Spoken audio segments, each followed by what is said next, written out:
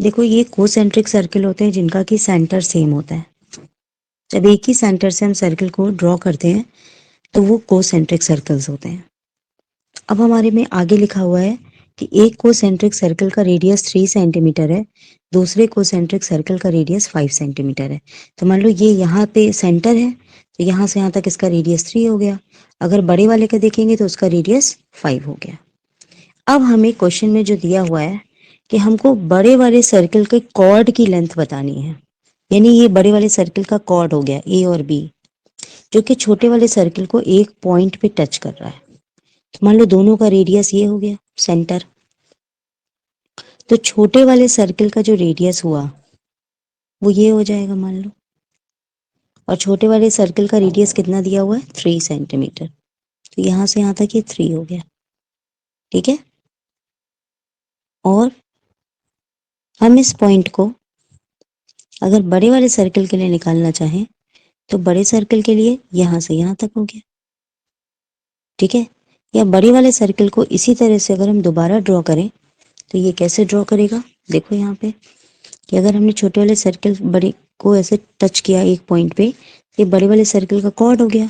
तो यहाँ से यहाँ तक छोटे वाले सर्कल का रेडियस ये भी तो हो जाएगा। तो ये रेडियस कितना है 3 सेंटीमीटर, और बड़े वाले सर्कल का रेडियस यहाँ से यहाँ तक हो जाएगा। तो बड़े वाले सर्कल का रेडियस हमें कितना दिया हुआ है 5, और छोटे वाले सर्कल का कितना रेडियस दिया हुआ है 3। तो हमको इस जो कॉर्ड है इसकी लेंथ निकालनी है। तो ये सेंटर ओ हो गया, मान लो ये ए हो गया, ये बी हो गया, ये सी हो गया। यानी अकॉर्डिंग टू क्वेश्चन हमें क्या क्या दिया हुआ है, radius of a smaller circle 3 centimetre, मतलब ओसी, ये स्मॉलर सर्कल यहाँ से यहाँ तक है ओसी, तो इसका रेडियस 3 सेंटीमीटर। इसी तरीके से रेडियस ऑफ बिगर सर्कल, बड़े वाले सर्कल का रेडियस का क्या हो जाएगा ओ से बी तक, ओ से बी, और ये हो गया 5 सेंटीमीटर। तो these are the two things which are given in the question. Now what we have to find?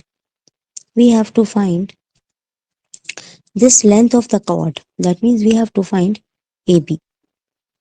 Now AB is equal to what? AB is equal to AC plus BC. And moreover, जैसे अगर मान लो बेटा कोई भी ये circle है, यहाँ से ऐसे कॉर्ड जा रहा है और सेंटर पे हम अगर ऐसे लाइन डालते हैं तो ये दोनों हाफ हाफ होता है, एक दूसरे के बराबर होता है। That means AC is equals to BC. That means we can see AB is equal to 2 times AC और 2 times BC. तो ये सारी चीजें हमने कलेक्ट कर ली। अब हम इस क्वेश्चन को सॉल्व करेंगे। तो अगर हम इस क्वेश्चन पे ध्यान दें तो ये OCB एक राइट ट्राइंगल क्रिएट हो रहा है। ठीक है, Yes, ma'am. मैंने जितना कुछ समझाया समझ में आया अच्छी तरह से? Yes, ma'am. Okay, now in triangle OCB, यहाँ पर पाइथागोरस थ्योरम बन रहा है, तो OC स्क्वायर और CB स्क्वायर को हम ऐड करेंगे, विच इज इक्वल्स टू ये जो हाइपोटेन्यूज की साइड आ रही है OB स्क्वायर। तो OC स्क्वायर की वैल्यू कितनी है 3, 3 स्क्वायर। BC स्क्वायर की वैल्यू हमको नहीं पता, ये BC स्क्वायर हो गया, we don't know. Now OB square we have the value of 5. So after substituting all the values we get 9 plus BC square is equals to 25. Now what is the value of BC square? 25 minus 9 यानी 16, तो BC की value हो गई 4. But this is not the length of the chord, क्योंकि length of the chord क्या है पूरी A से B तक, और हमने अभी क्या फाइंड की B से C तक। सो लेंथ ऑफ द यार कॉर्ड, 4 कर दें शायद आ सके। हाँ हाँ तो 1 सेंटीमीटर। सो